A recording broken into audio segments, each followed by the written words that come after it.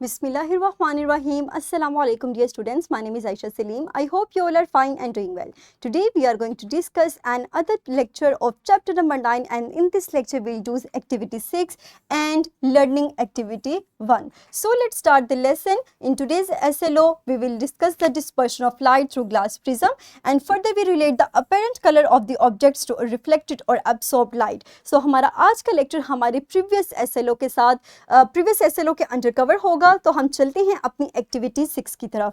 In order to do this activity you need some things that are cardboard in a circle shape, rainbow colours, small battery, motor and wire. You have to cut the cardboard in circle and draw equal 7 triangles. और उन triangles को आप इस order के हिसाब से colour करेंगे या आप पेंट भी कर सकते हैं.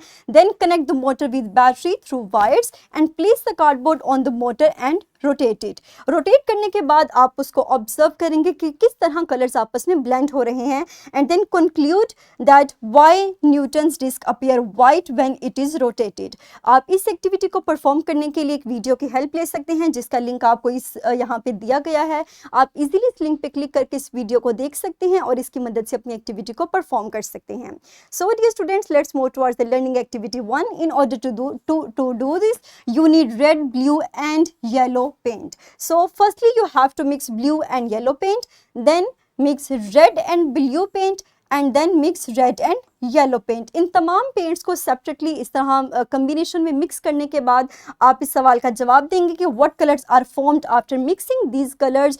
तो आप इन कलर्स को मिक्स कीजिएगा और इस क्वेश्चन का आंसर दीजिएगा कि इन 3 कम्बिनेशंस को मिक्स करने के बाद आपके पास कौन सी न्यू कलर्स जनरेट होते हैं या प्रोड्यूस होते हैं. तो नेक्स्ट हम मूव करते हैं अपनी स्किल 9.3 की तरफ. Link of this is also given in the description of this video. You can easily open this by clicking on the link. In this worksheet we investigate that light is made up of many colors. Dear students, हमने अपने previous lecture के अंदर एक activity को perform किया था. हम अपनी इस स्किल को उसी एक्टिविटी के को परफॉर्म करके इसके क्वेश्चंस को आंसर करेंगे. So what will you do? You add a water in a glass or a bowl. Place the bowl on a piece of paper and throw a light on that paper. जैसे ही आप light को fall करेंगे आप अपनी observations को record करेंगे, and then based on your observations you have to answer the given questions.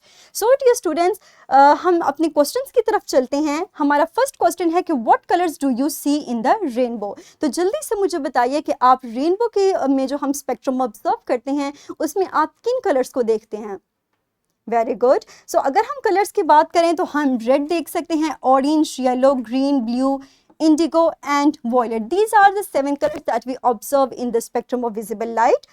Further हमारे पास second question है कि why do you think the rainbow appears? So the simple answer to this question is the phenomena of refraction. जैसे ही हमारे पास light bend और split होती है as it passes from the different mediums, ये हमारे पास split हो जाएगी डिफरेंट कलर्स के अंदर. और ये अगर हम इसको समराइज करें अपने एक टर्म के अंदर तो हम कह सकते हैं कि हम डिफरेंट कलर्स को ऑब्जर्व कर सकते हैं due to the phenomena of refraction, which defines that as light passes from one medium to another medium, it changes its path and it disperses or splits into different colors.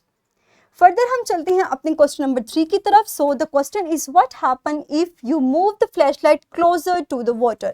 So आप उसी activity को दोबारा से proceed करेंगे और आप flashlight की position को चेंज करेंगे और बताएंगे कि क्या होगा अगर हम लाइट के सोर्स को वाटर के ज़्यादा करीब ले जाएं.